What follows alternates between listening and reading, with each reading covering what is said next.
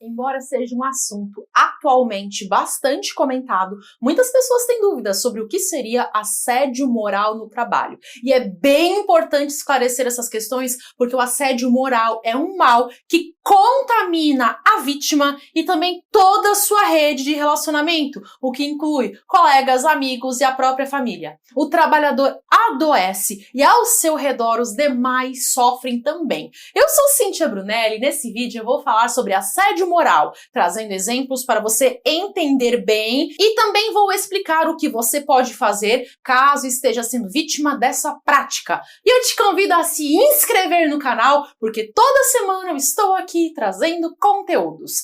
O assédio moral são atos de violência psicológica e autoritarismo que são utilizados de forma frequente e que criam sofrimento e angústia. São condutas abusivas que podem ser intencionais ou não. Ou seja, para ser configurado assédio moral, tanto faz se a pessoa tinha a intenção de praticar assédio moral ou não. O que importa é a conduta abusiva.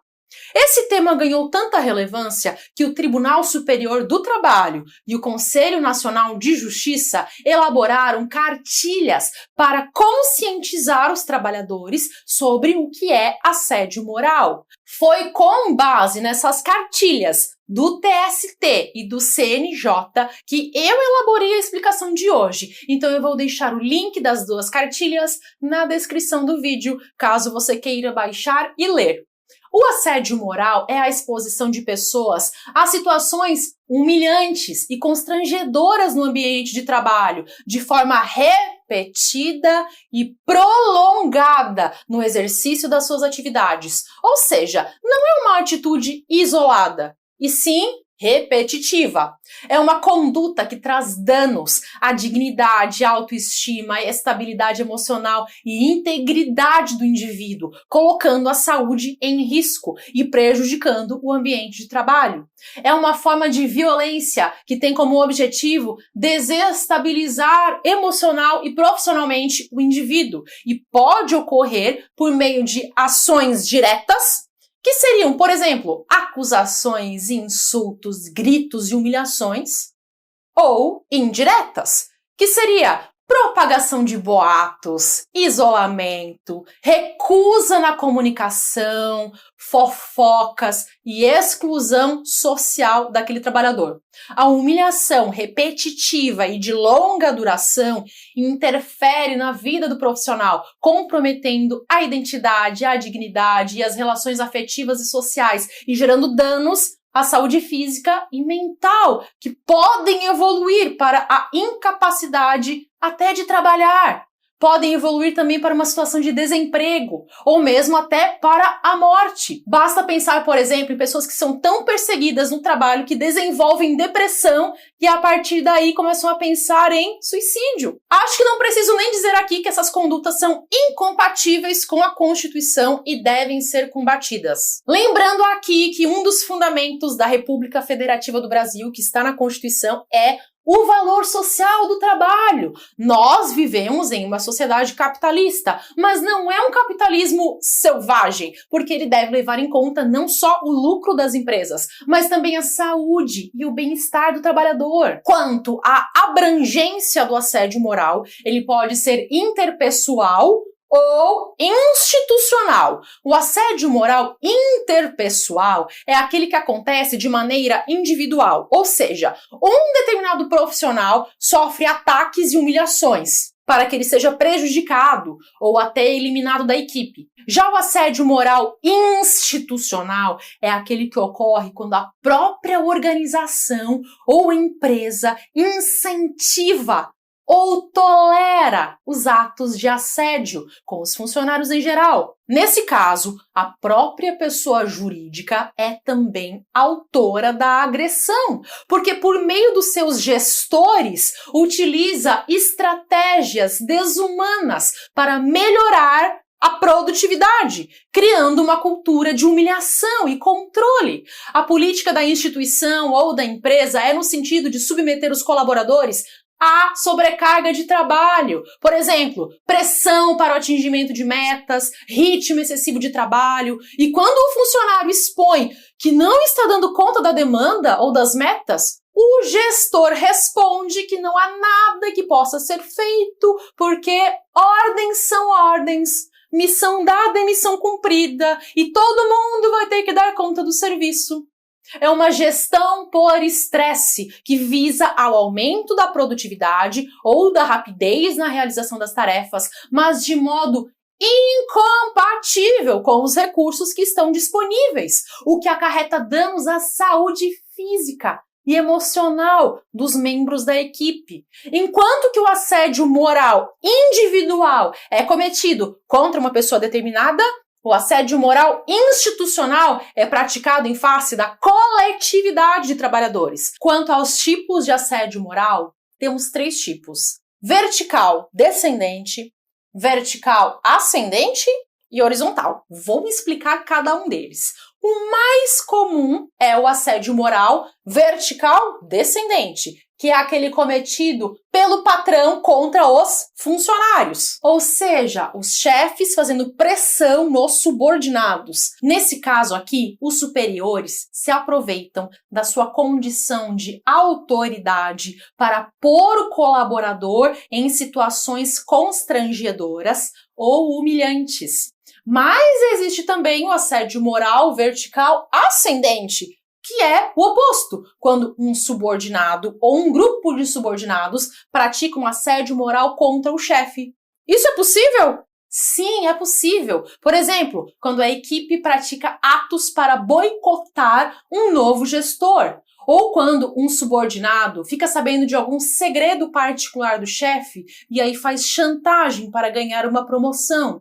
Seriam exemplos de assédio ascendente. Por fim, temos também o assédio horizontal, que é o que ocorre entre pessoas que pertencem ao mesmo nível de hierarquia.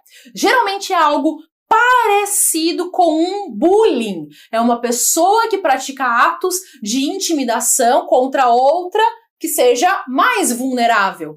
Esse comportamento costuma ser instigado pelo clima de competição exagerado entre os colegas ou as equipes. Eu já trabalhei em lugares que incentivavam esse tipo de competição entre os funcionários e realmente não é nem um pouco saudável. Existe também o assédio moral misto, que é uma acumulação do assédio moral vertical e do horizontal. Nesse caso, do assédio moral misto, geralmente a pessoa é assediada por superiores hierárquicos e também por colegas de trabalho. E quais seriam exemplos de atitudes que podem configurar assédio moral? Os exemplos são muitos. Eu vou mencionar alguns. Gritar ou falar de forma desrespeitosa, criticar a vida particular do colaborador, ironizar as suas opiniões e os seus pontos de vista, não levar a sério os seus problemas de saúde,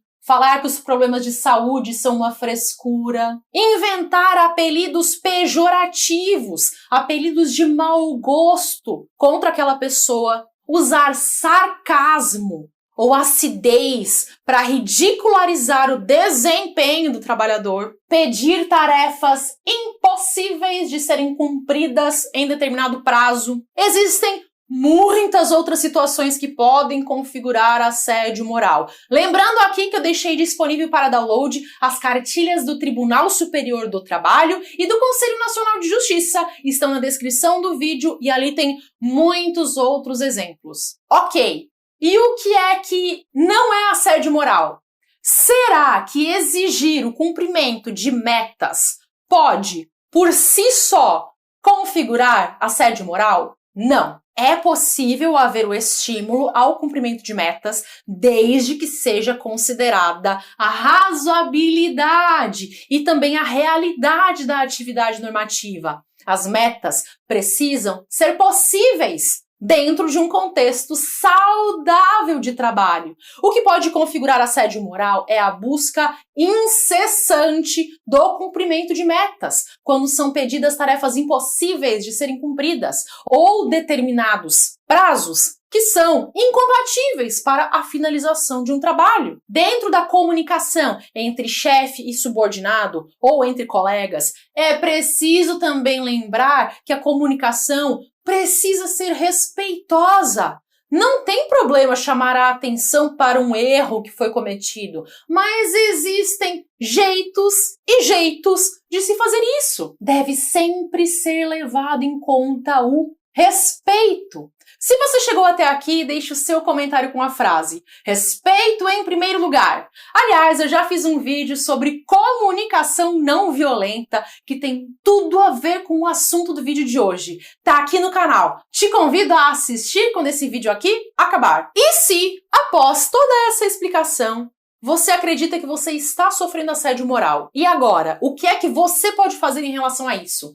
É importante que, na medida do possível, você reúna provas. Quando a situação acontecer, anote em algum lugar a data, a hora, o local que isso aconteceu e coloque nomes de colegas que testemunharam o fato, caso haja alguma testemunha. E se for pela internet, guarde as mensagens ou os e-mails. Faça um arquivo de provas. Assim você tem comprovação do assédio para levar até os órgãos superiores ou a ouvidoria. Você também pode buscar orientação de psicólogo ou psiquiatra para te ajudar a recuperar o seu emocional. E, aliás, em muitos casos, o assédio moral faz a vítima desenvolver quadros de burnout, de esgotamento ou até de depressão, e ela pode ser afastada por atestado médico. Se você não está se sentindo bem, marque consulta com o psiquiatra e converse com ele. Por fim, existe também a hipótese de você ingressar com ação judicial pedindo reparação por danos morais. Assédio moral